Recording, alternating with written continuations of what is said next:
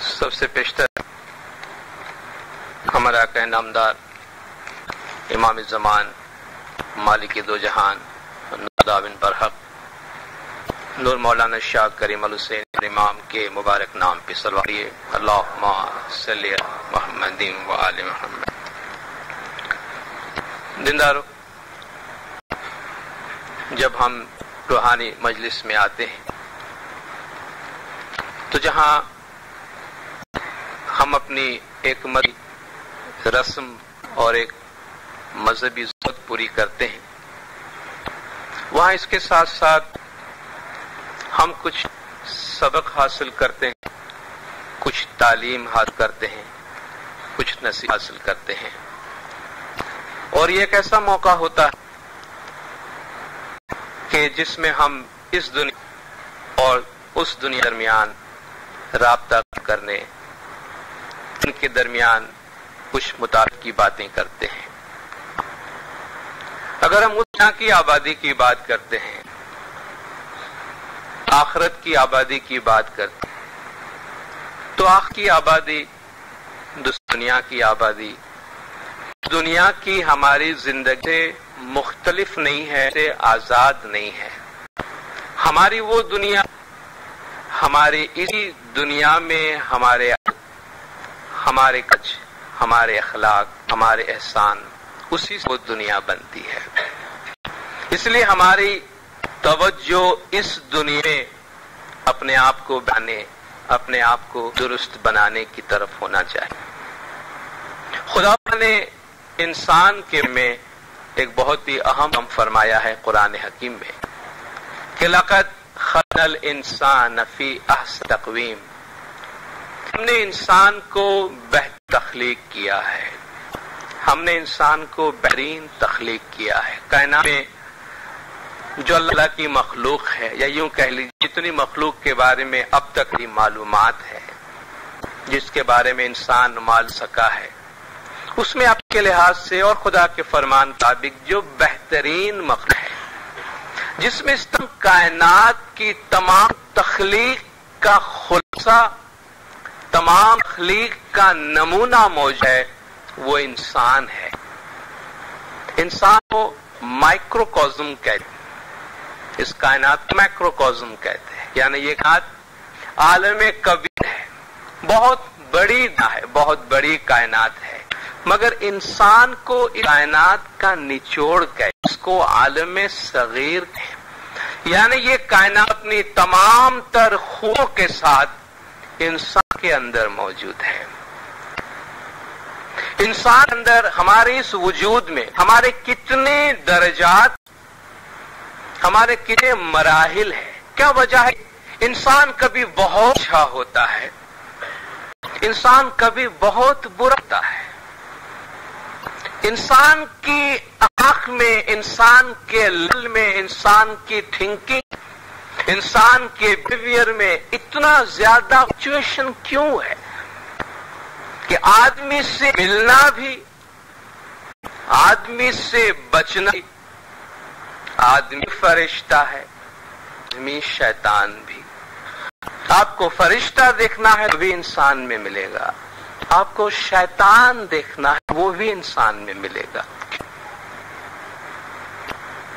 یہ ہمارے اندر اتنا اتار چڑھاؤ یا اتنی زیادہ ویریشن کیوں ہے کہ ہم گرتے ہیں تو اتنے گرتے ہیں کہ جس کو خدا نے فرمایا کہ اسفل السافلین، بدترین اسفل، نیچے سے نچلے درجے کو پہنچا۔ مگر تخلیق کی بات کرتے ہیں تو کہتے ہیں یہ تو مسجود ملائکہ ہے، اس کے سامنے فرشتوں نے سجدہ کیا ہے۔ تو ہمارے اندر خدا نے اس کائنات میں تخلیق کے جتنے مراحل، اس کائنات میں روحوں کے یا نفسوں جتنے مراحل ہے، وہ تمام مراحل ہمارے اندر موجود ہے۔ جیسے کا یا تخلیق کا پہلا مرحلہ کہ جس میں بہت کم چینجز ہے، بہت کم موومنٹ ہے، صدیوں میں، ہزاروں، لاکھوں، کروڑوں سال میں جا کر اس میں کوئی یا چینجز آتی ہے جو بہت زیادہ نظر نہیں آتا، ایکسیپٹیبل نہیں ہوتا انسان کی نظر کے سامنے۔ وہ جمادات مٹی پتھر ہے، منرلز ہیں، ہزاروں لاکھوں سال کے بعد دلی آتی ہے۔ انسان کے اندر اس جمادات حصہ ہے، ہم کچھ آج سے اسی زمین سے آئے ہیں، کہتے انسان مٹی کا بنا ہے، ہمارے اندر ان کیمیکل ان منرلز کا حصہ ہے، ہماری روح نکلی ہے تو ہم اپنے آپ کو وہیں جا کے کرتے ہیں۔ جو روحوں کا یا نفس یا تخلیق کا دوسرا مرحلہ ہے جس میں تھوڑی سی موومنٹ ہے، جس میں گروتھ ہے، جس میں اتنی سی لچک یا اتنی سی گنجائش ہے کہ گروتھ، جس کو ہم نباتات کہتے ہیں، درخت کی پلانٹس کی دنیا کہتے ہیں، اپنی جگہ پہ بڑھتے ہیں۔ مرضی سے کوئی درخت چاہے کہ میں اس باغیچے سے نکل کے وہاں جاؤں کیونکہ یہاں پولوشن بہت زیادہ، تو درخت اپنی مرضی سے ایسا کر نہیں سکتا، مگر اپنی جگہ سے جتنی گنجائش ہے وہ بڑھتا ہے۔ روح نامیہ کہتے ہیں یا روح نباتات کہتے ہیں۔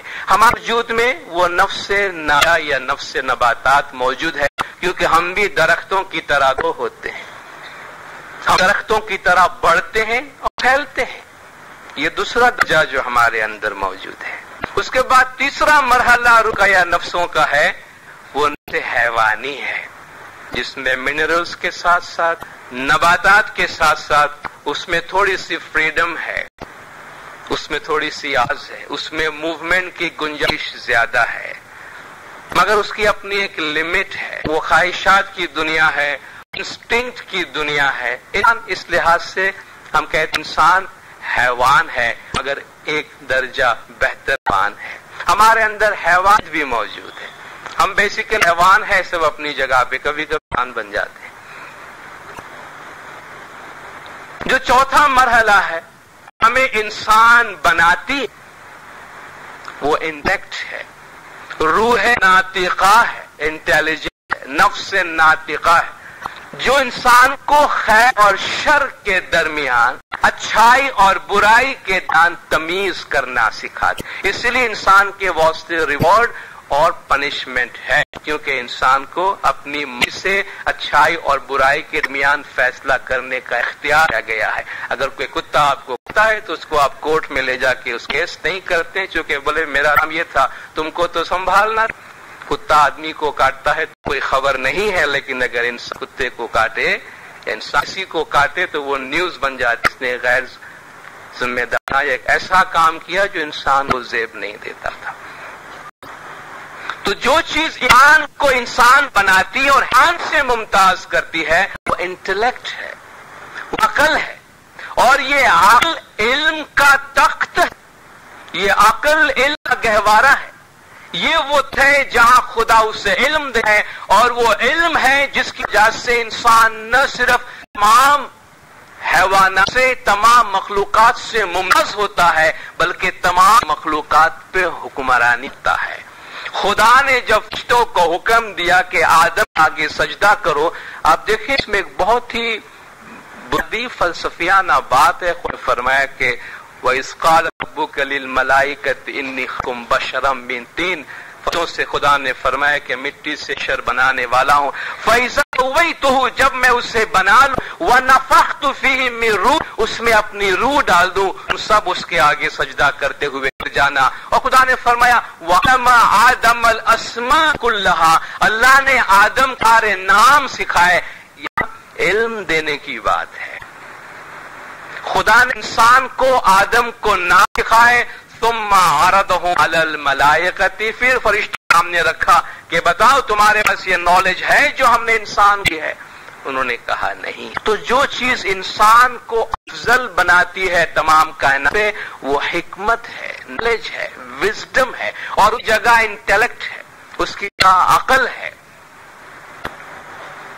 اور اسی عقل کو عقل کل سے رشتہ ملتا ہے، رابطہ ملتا ہے۔ مولا نے فرمایا کہ انسانی عقل بھی حاصل کرتی ہے، حکمرانی کرتی ہے، مگر عقل کل وہ انسانی عقل سے ماورا بھی ہے، مگر انسانی عقل کو تعلیم دیتی ہے۔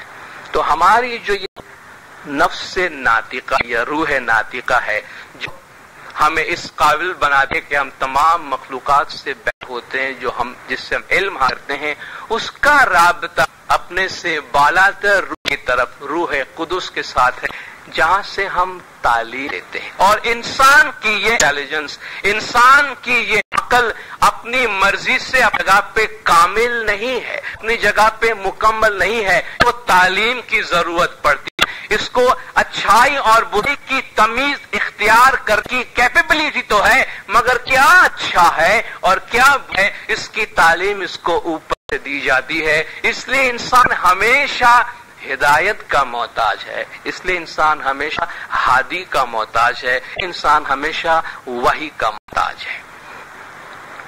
تو اگر اس دنیا میں ہماری زندگی ہمیں بہتر بنانی ہے کہ جس پہ ہماری دوسری دنیا کا دار و مدار ہے، تو اس دنیا میں ہمیں کیا کرنا چاہیے؟ اس کی تعلیم ہمیں اوپر سے دی جاتی ہے، اس کی تعلیم ہمیں خدا کی طرف سے ملتی ہے۔ ہمیں دنیا میں کیسی زندگی گزارنی، اس کی تعلیم ہمیں اوپر سے ملتی ہے، اور اس کے نمونے اور اس کی مثال ہمیں دنیا میں دی جاتی ہے کہ آپ ان لوگوں کی طرح بنے، آپ ان کے جیسے بنے۔ آپ دیکھیں کچھ ولی، اولیاء، پیر، پیغمبر کیسے لوگ گزر گئے جنہوں نے کوشش کی کہ دنیا میں اخلاق کا، اچھے انسان بننے کا بہترین نمونہ پیش کرے۔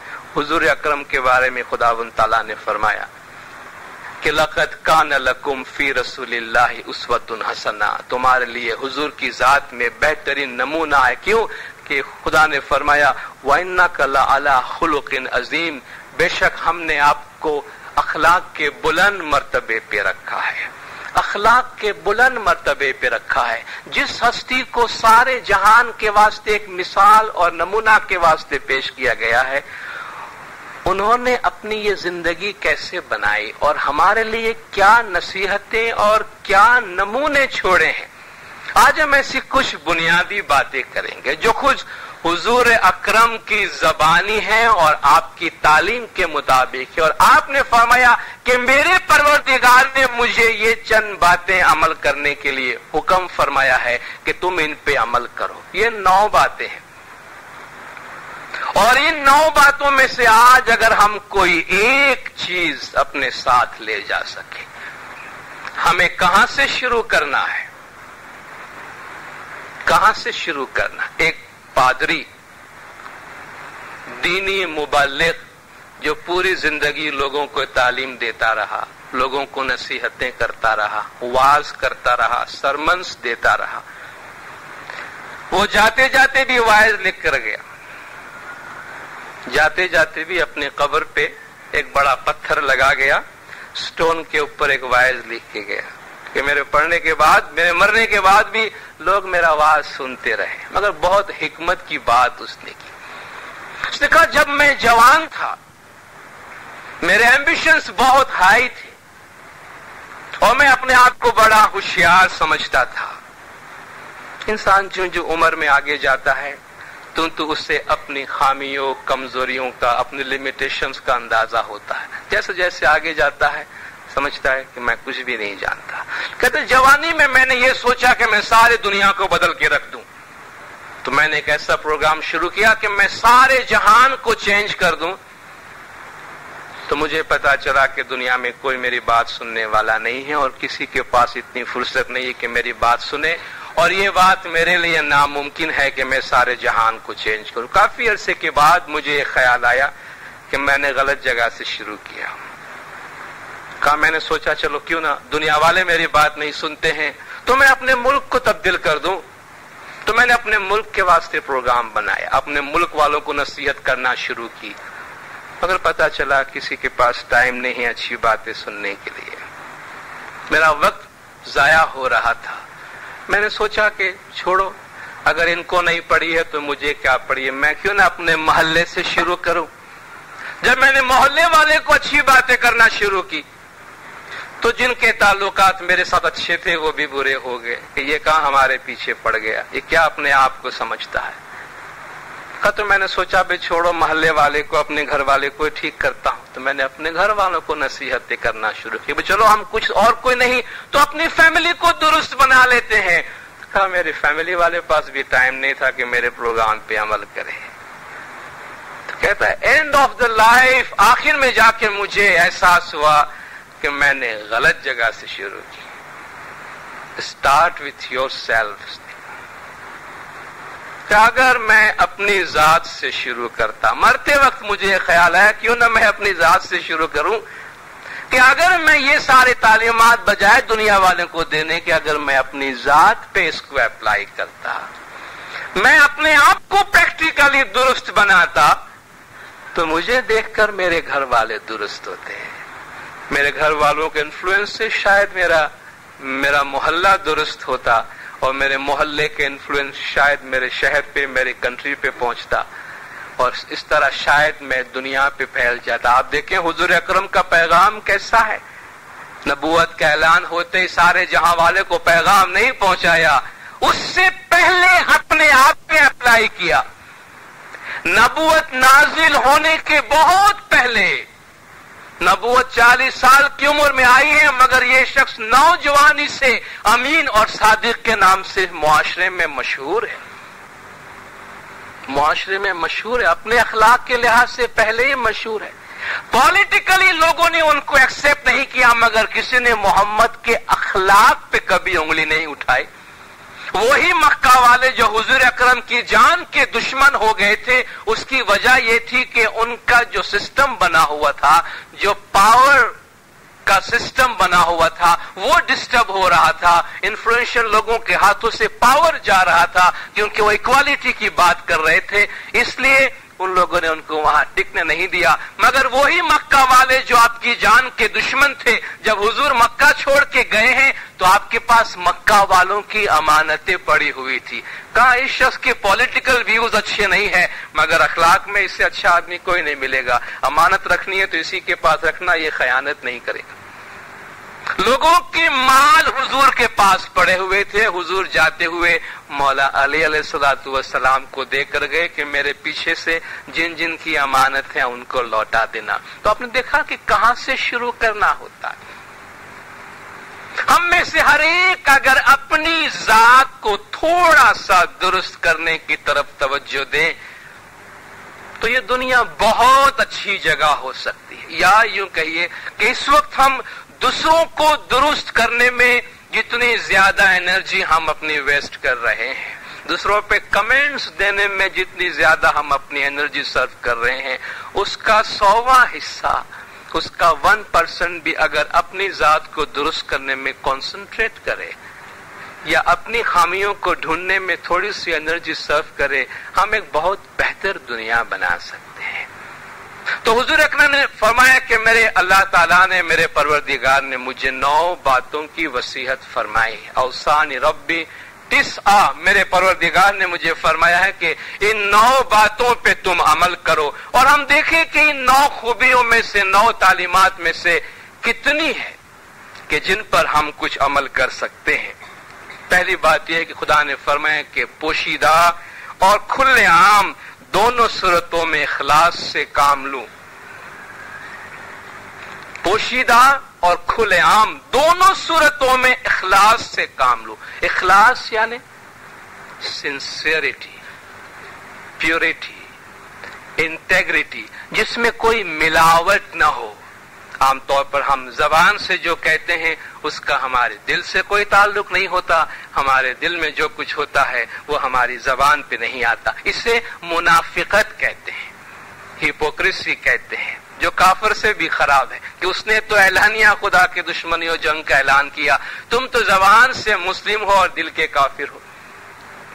تو اخلاص کہتے ہیں وہی جو دل میں ہے وہ زبان پہ ہو، اور یہ جو صاف ستھرا ہونے کا، مخلص ہونے کا عالم ہے وہ اپنے پبلک لائف میں اور آپ کے پرائیویٹ لائف میں دونوں میں یک جیسا ہونا چاہیے. ہمارے اخلاق کا معیار، لوگوں کے ساتھ ڈیلنگ کا معیار، جب لوگ ہمیں دیکھ رہے ہوں تو دوسرا ہوتا ہے، جب کوئی نہیں دیکھ رہا ہوتا ہے تو دوسرا ہوتا ہے.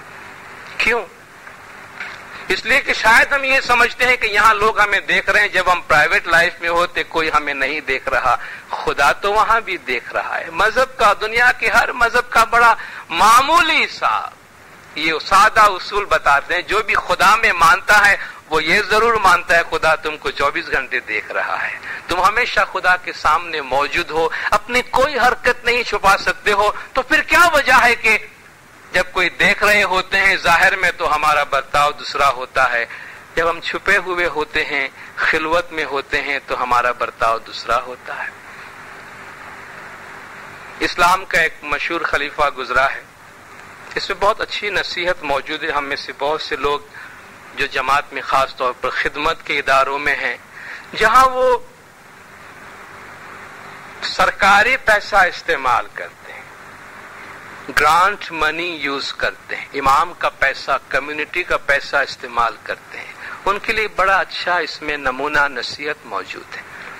وہ شخص رات کے اندھیرے میں دیا جلا کر حکومت کا کام کر رہا تھا، خلیفہ تھا، تو جب حکومت کا کام کر رہا تھا، دیا جل رہا تھا، اتنے میں اس کے فیملی کا کوئی شخص آیا جس کو پرسنل کام تھا اس کے ساتھ۔ ایک انٹیگریٹی کا ایک لیول کی بات کرتے ہیں، اب تو ممکن نہیں ہے کہ ایسی انٹیگریٹی کہیں پائی جائے، مگر اس کا تھوڑا سا حصہ بھی پایا جائے تو بہت بڑی بات ہے۔ کھلے عام تو ٹھیک ہے، پوشیدہ میں جہاں کوئی تمہیں نہیں دیکھتا۔ تو وہ جو فیملی کا ممبر آیا، کہا مجھے کچھ گھریلو بات کرنی ہے، تو اس نے فوراً دیا بجھا دیا، اس نے دیا بجھا کر اندھیرا کر دیا، اور وہ اپنے آفس پہ بیٹھا ہوا تھا۔ کہا بھئی اندھیرا کیوں کر دیے؟ کہا دیکھو یہ سرکاری خرچ پہ جلنے والا دیا ہے، سرکاری خرچ سے اس کا تیل آتا ہے، اس کا دیا جلتا ہے، اور یہ دیا مجھے اپنے پرسنل کام کے واسطے یوز کرنے کی اجازت نہیں ہے، کوئی دیکھنے والا نہیں ہے، کوئی چیک نہیں ہے، کوئی ڈنڈا سر پہ نہیں ہے، اپنے اندر کا جو کانشنس ہے، جو اپنا باطن ہے، اپنا ضمیر ہے، کا یہ پبلک کا پیسہ ہے جسے مجھے اپنی ذات پہ خرچ کرنے کی اجازت نہیں ہے۔ مولا نے فرمایا آپ اداروں کو جو گرانٹس دی جاتی ہے، آپ کو اگر 1 شلنگ یعنی 1 روپیہ دیا جاتا ہے تو اس کا کم از کم 2 روپیہ فائدہ اٹھاؤ، اور جو بھی ہمارا یہ پیسہ، ہمارا مال غیر ذمہ دارانہ طور پہ خرچ کرتا ہے، تو مولا نے فرمایا یہ ڈیوائن منی ہے، یہ خدائی پیسہ ہے، عشق ایمان سے دیا ہوا پیسہ، دسوند کا پیسہ ہے جو تم خرچ کرتے ہو، تم سے قیامت کے دن اس کا حساب لیا جائے گا۔ ہم انسٹیٹیوشن میں جا کر بیٹھتے ہیں، کام کرتے ہیں اور ساری فیسلٹیز یوز کرتے ہیں، کبھی ہم اپنے آپ سے پوچھے ہیں کہ ہم ان فیسلٹیز کے اگینسٹ کتنا ریوارڈ جماعت کو دیتے ہیں؟ کوئی ہمارے اکاؤنٹیبلٹی ہے؟ کوئی ہمیں پوچھنے والا ہے؟ کوئی ہمارا اسسمنٹ ہے کہ ان ریسورسز کو استعمال کے اگینسٹ میں کتنا ریٹرن ہم جماعت کو اور امامت کو دیتے ہیں؟ یہ کم سے کم اپنے آپ سے، اپنی ذات کو پوچھنے کی تو بات ہے۔ تو کہتے ہیں کھلے عام یا پوشیدہ ہر حالت میں میری جو سنسیئرٹی ہے وہ مینٹین ہونا چاہیے، اس میں کوئی فرق نہیں ہونا چاہیے۔ دوسری بات کہ خوشی اور ناراضگی، خوشی ہو یا ناراضگی، دونوں حالتوں میں عدالت سے کام لو۔ ہم میں سے بہت سے لوگوں کو انصاف کرنے کی ضرورت پیش آتی ہے، چھوٹی چھوٹی باتوں سے لے کے بہت بڑی بات ہوتا ہے۔ جو بہت بھاری ذمہ دارانہ پوزیشن پہ بیٹھے ہیں تو وہاں ایسے ڈیسیشنز ان کو لینے پڑتے ہیں جو کسی کی زندگی اور موت کا سوال بن سکتا ہے، یا بنانے اور بگاڑنے کی بات ہوتی ہے۔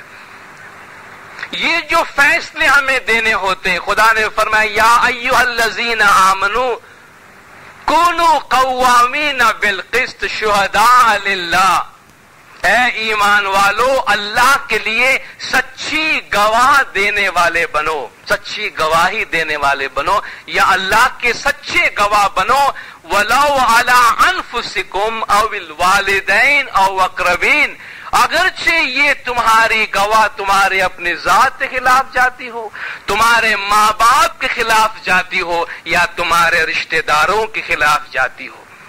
یہ اسلام کا ایتھک ہے۔ کیا ایمان والو جو فیصلہ کرنے کا موقع ہے تو سچا فیصلہ دو، اگرچہ وہ فیصلہ تمہارے خلاف ہو۔ ہم تو سوری بولنے کو بھی تیار نہیں ہوتے، فیصلہ کو تو گولی مارو۔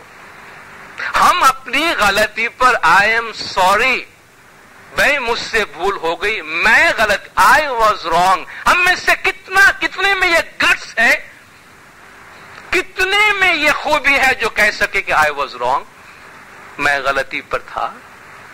سوال ہی پیدا نہیں ہوتا۔ اگرچہ میں جانتا ہوں میں غلطی پر تھا، مگر مر جاؤں گا مگر یہ الفاظ کبھی نہیں کہوں گا کہ میں غلطی پر تھا۔ حالانکہ یہ اتنے اچھے الفاظ ہیں۔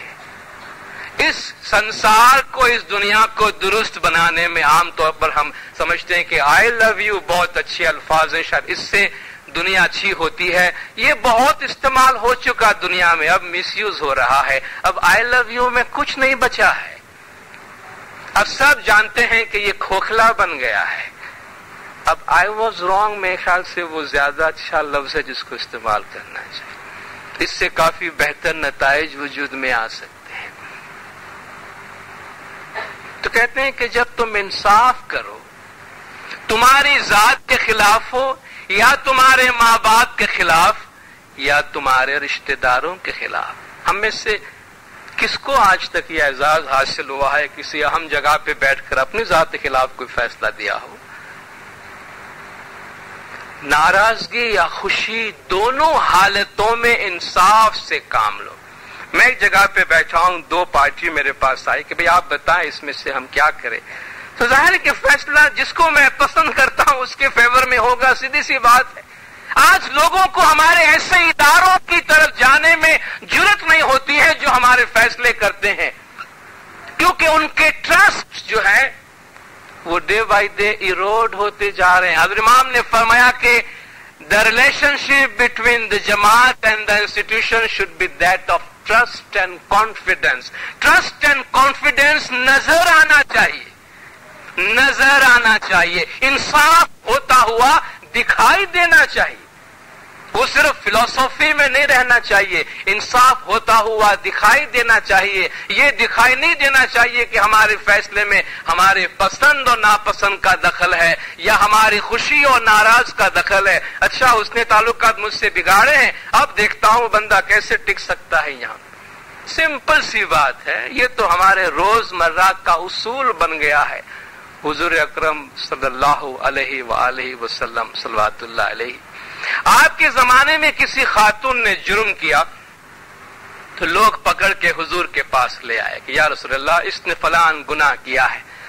دستور کے مطابق جو سزا تھی حضور نے سنا دی، اس کو یہ سزا دی جائے۔ سزا سنتے ہی بہت بڑے بڑے معزز لوگ دوڑ کے آ گئے، یا رسول اللہ آپ نے یہ کیا کیا؟ ابھی کیا ہو گیا؟ یہ تو بڑی پارٹی ہے بھائی، یہ تو بڑی پارٹی ہے۔ کیا مطلب ہے؟ آج کے زبان میں بات کرتا ہوں، بڑی پارٹی ہے، یہ تو شرفاء میں سے ہے، یہ ان لوگوں میں سے ہے کہ جن کو پنشمنٹ نہیں دی جا سکتی ہے۔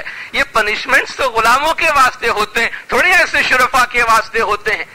یہ آپ واپس لیں، یہ آپ نے کیا کیا؟ آپ ہمارے معاشرے کو ڈسٹرب کر رہے ہیں۔ لوگ کیوں آپ کے خلاف ہو گئے تھے؟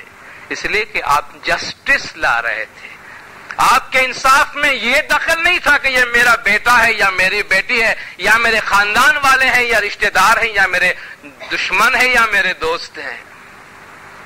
حضور نے فرمایا خدا کی قسم تم سے پہلے والی قوم میں اس لیے تباہ ہو گئی ہے، تم سے پہلے والی قوم میں اس لیے تباہ ہو گئی ہے کہ جب ان کا کوئی امیر آدمی یا بڑا آدمی جرم کرتا تو کچھ نہیں بولتے تھے، کوئی غریب آدمی جرم کرتا تو اس کو سزا دیتے تھے۔ اس لیے تم سے پچھلی قومیں تباہ ہو گئی اور آج کی قومیں بھی ہماری اس لیے تباہ ہو رہی ہے۔